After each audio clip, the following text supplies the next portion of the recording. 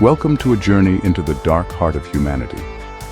We are about to descend into the chilling world of serial killers, those individuals who operate on the periphery of our understanding. These are the criminals whose heinous acts have shocked the world and left a lasting impact on society. Their names are etched in our collective memory: Jack the Ripper, Ted Bundy, Jeffrey Dahmer, each one a chilling reminder of the darkness that can lurk beneath the surface of even the most seemingly ordinary individuals. Join me now as we delve into the lives, the crimes, and the lasting legacies of the most infamous serial killers in history. Prepare yourself, for what you are about to hear is not for the faint of heart. The year is 1888. The gaslights of London cast a dim and flickering glow upon the cobbled streets of Whitechapel, a district gripped by fear. A killer stalks these streets, a phantom known only as Jack the Ripper. His victims women, their lives as precarious as the flickering gaslight, their bodies found brutally slain.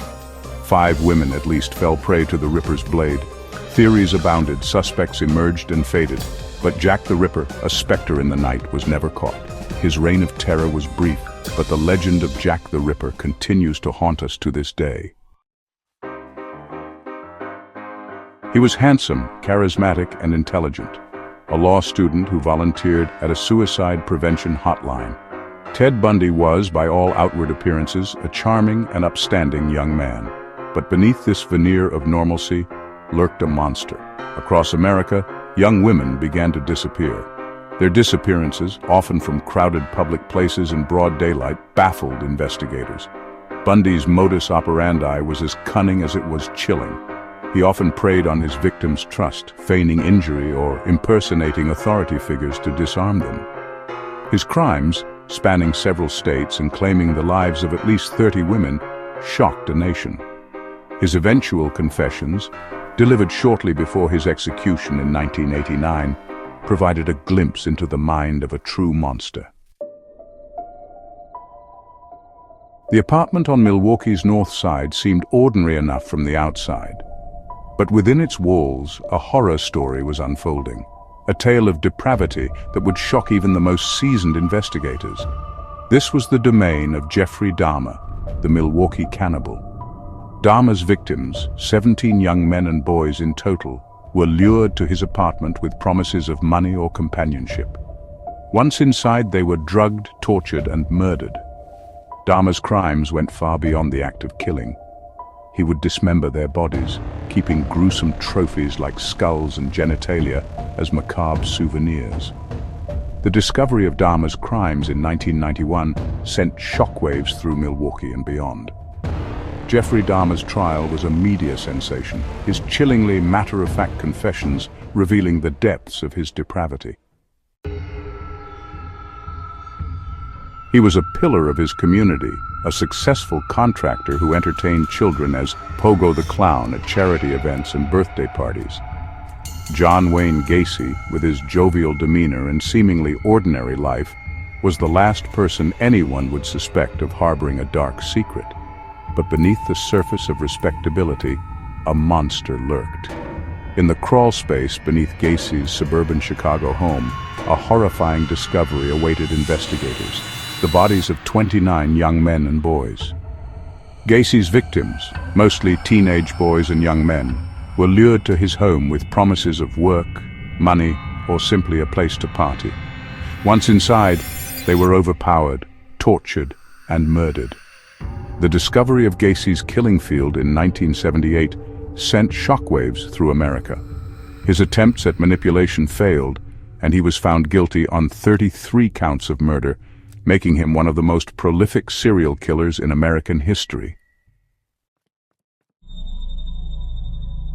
The open road, a symbol of freedom and escape, became Aileen Wuornos's hunting ground.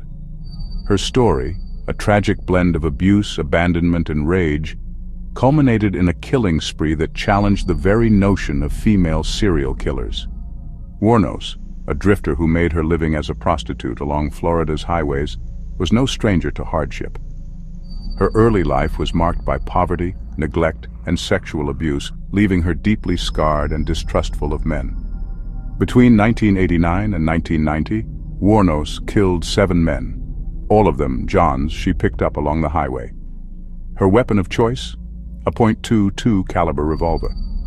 Her crimes, shocking in their brutality and in their defiance of traditional gender roles, captivated the media. Despite her claims of self-defense, the prosecution painted her as a calculated and remorseless killer. Warnos was convicted on 6 counts of murder and sentenced to death. Los Angeles, the city of angels, found itself gripped by fear in the sweltering summer of 1984. A shadow had fallen over the city, a specter of evil that slipped through open windows and unlocked doors, leaving a trail of terror and bloodshed in its wake. His name? Richard Ramirez, the Night Stalker. Ramirez's crimes were as random as they were brutal. He targeted victims of all ages, races, and backgrounds, his only criteria being opportunity. He broke into homes at night, armed with knives, guns, and a chillingly calm demeanor. His victims faced unimaginable horrors: rape, torture, and murder. Ramirez reveled in fear, often forcing victims to pledge allegiance to Satan. His reign ended in August 1985, not by police, but vigilant citizens. His capture marked the end of one of Los Angeles's most terrifying chapters. In the annals of criminal history, few names evoke the same visceral revulsion as Ed Gein. His crimes, a grotesque tapestry of murder, necrophilia, and cannibalism, transcended the boundaries of human comprehension. Gein's story unfolds in the isolated backwaters of Plainfield, Wisconsin, where he lived a reclusive life with his domineering mother. His world, warped by religious fanaticism and an unhealthy obsession with his mother, spiraled further into darkness after her death in 1945. Alone on the family farm, Gein's macabre fascinations took a sinister turn. He began to frequent local cemeteries, exhuming the bodies of recently deceased women. His crimes came to light in 1957 when police, investigating the disappearance of a local shopkeeper, stumbled upon Gein's charnel house. The details of his crimes, too gruesome to recount here, sent shockwaves through America. The crowded streets of 1920s New York City, a melting pot of hopes and dreams, also harbored a darkness that preyed on the innocent. Amidst the bustling crowds and towering tenements, Albert Fish, the Gray Man, stalked his prey. Fish was a monster cloaked in frailty, a grandfatherly figure with a gentle demeanor. He was a sadist who found pleasure in inflicting pain, a cannibal who believed consuming flesh granted him immortality. His victims, mostly children, were lured with promises of candy and toys. Once alone, Fish would unleash his cruelty, torturing and murdering them before indulging in his rituals. The case that defined Fish's terror was the abduction and murder of 10-year-old Grace Budd in 1928. A letter to Grace's mother detailing the gruesome manner of her death led to his capture in 1934. The year is 1893. Chicago hosts the World's Columbian Exposition, a dazzling display of progress and innovation. Amidst the grandeur, a darkness was brewing within the walls of the murder castle. H. Holmes, a charismatic con man, stood at the helm. Holmes, a doctor, used his charm to lure victims to their deaths. His murder castle was a labyrinth of secret passageways and gas chambers. Here, Holmes carried out gruesome experiments, torturing and killing his victims. The exact number of Holmes's victims remains unknown, but estimates range from 27 to over 200. Holmes's crimes shocked a nation on the cusp of the 20th century.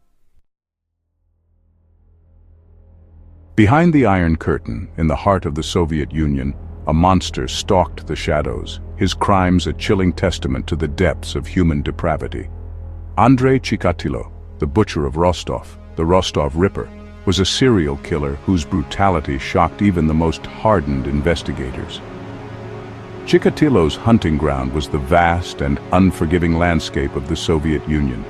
He traveled extensively, blending in with the crowds, his nondescript appearance masking the monster within. His victims, mostly women and children, were lured to secluded areas with promises of help or companionship.